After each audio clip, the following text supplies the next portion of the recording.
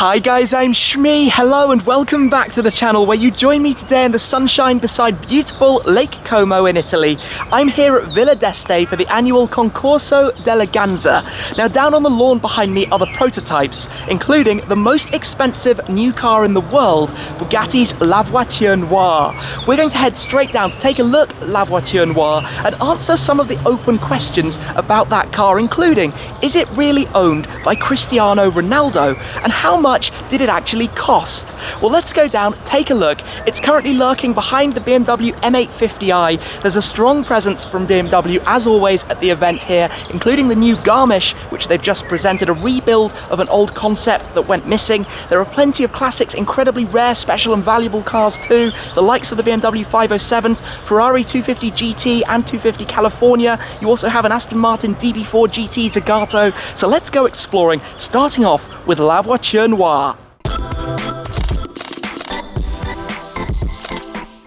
I think that it's fair to say there aren't many car events that have a more impressive view than this, but they're about to start with the parade where all of the cars will be driving through as part of the concourse. For us though, let's come and have a look at this lineup of the modern coach-built cars. La Voiture Noire up towards the far end, but just quickly to run you through them, we've got the touring Schiadi Persia, based on the Maserati Gran Cabrio. Next to that, we have the Burgmeister. Keep coming through, we've got the Peugeot E-Legend, and currently being cleaned is the Aras Panther, based on the Lamborghini Huracan, before we get to the end with La Voiture Noire, reunited with the car that was launched at this year's Geneva International Motor Show a few months ago, presented again here, a car that is literally a bespoke one-off, the only one of them that will be produced in the world, with a very, very special story behind it.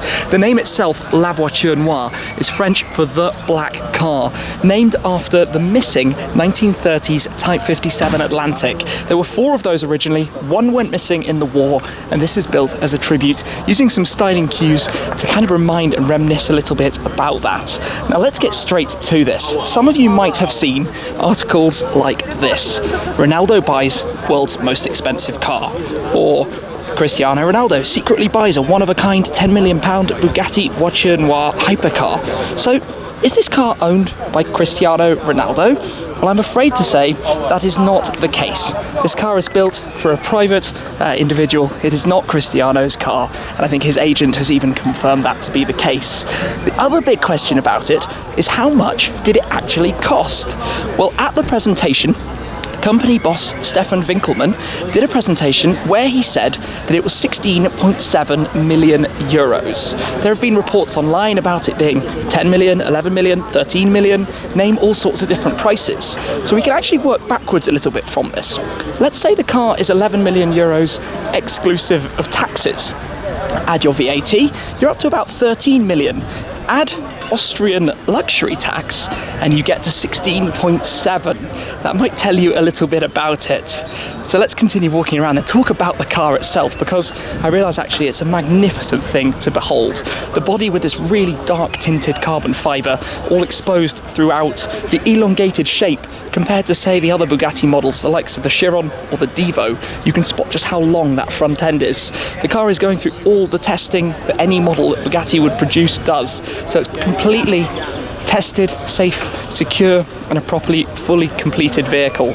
La Voiture Noire, like I said, that tribute back to the 1930s, hence the colour, hence the incredibly stealthy nature and appearance of it, but still distinctly Bugatti. So you come around the front, for example, the iconic horseshoe grille lower and wider, flanked by even more aggressive styling and aero and bodywork. Distinct touches as well, you can see here, for example, up through the bonnet louvres, that line that runs the centre of the entire car, up over the bonnet, through the wiper blade, over the top, towards the rear deck, housing the quad-turbo W16 engine. Touches all around, the Bugatti centre locks on the wheels. Interesting styling thing that's been done here on the tyres, increasing the, I suppose, visual size of the wheels. But it's long, it's low, it's wide, it's sleek. It's an incredibly special car. If I just tuck in around the back very quickly, here you have this tail light that runs all the way around. I think probably the longest single light bar on a car. The Bugatti logo as well illuminated. And down towards the bottom, not 1 or 2 or even 4, 6 exhaust tailpipes sitting inside the diffuser, which no doubt when the final car is up and running will sound pretty impressive. And just as a reminder, by the way, this is actually a model. This isn't the fully working car itself. This is the first model. It's a project that's going to take a while before that final production car is completed and goes out for delivery to the customer. In any case though, it is a very special thing to see again here at Villa d'Este, to be able to explore and take it in. I don't think there's an angle about this that doesn't give you something visually to look at and study. You can see the intakes there just on those arches tucked in around the back of the window. New shape of window created for the car, but also the aggressive lines that you have going over the roof of it as well. The new headlights created with a lot of things going on in there, a lot of different sections and panels, but all completely unique for this vehicle. Also here then, plenty of other cars to look at. The BMW group, BMW Classic, actually run this event in total. So here we have an M850i, the night sky, with some pretty nice paintwork actually. When you catch the light on it, you get the bright glimmers of blue from the car. And also, look at this. Look at what they've done with the mirrors through BMW Individual. And there also, on those openings, wow, quite a spec. Over towards this side, if we just squeeze through some of the other cars, so another 8 Series in the bright red, that 7 Series with its famous large grills in the metallic purple. I actually really like that. Very, very nice spec. M5 competition, not entirely sure about the choice of colour for this one. The olive-like green, almost camo on the grass here, and with those contrast M stripes around the front, slightly controversial too. Then 2 M4 convertibles, one in the flat grey, one in the satin frozen blue paintwork, all BMW Individual examples. And as I'm talking, I'm actually realising that the sun has quickly disappeared, and it's looking like it might start getting rather wet on us very shortly.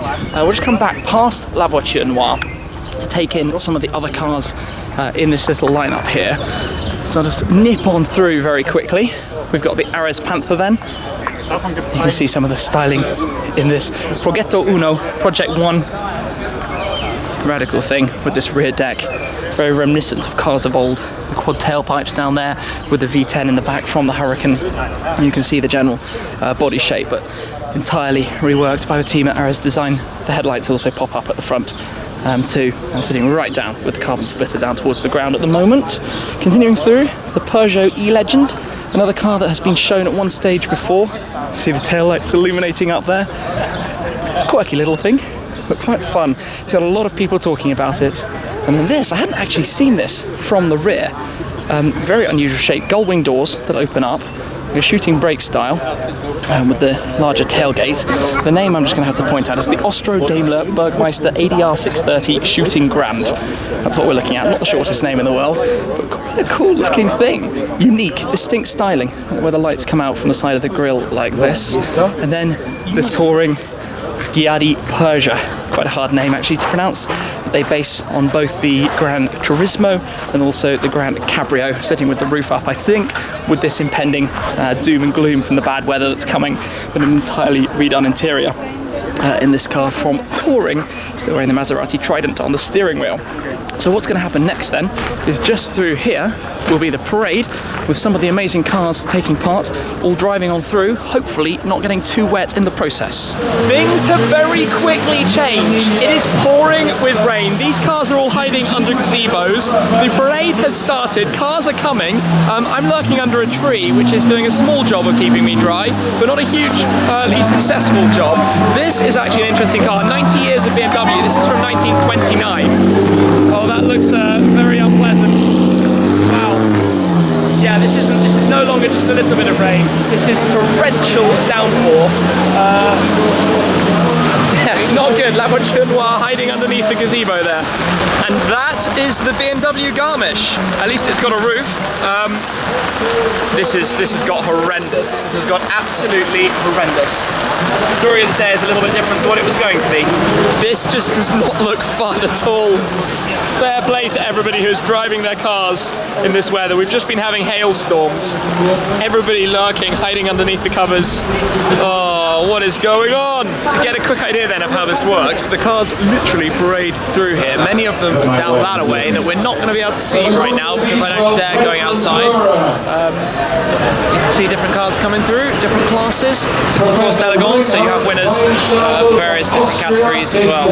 I've come out to the front of the hotel where there are some very nice cars around as it happens. Just have a quick little look around here. Over to the right are two Roof CTRs, the original Yellowbird and the new 2017 car, the prototype of it. There's going to be something coming with that very soon actually. Just in front, Lamborghini Miura, Ferrari Daytona Spider, Rolls-Royce Cullinan lurking over the other side, very nice spot over there. What do we have on this side? The Aston Martin Vanquish Zagato Volante, of course parked with the roof up, as is the 8 Series convertible right behind it.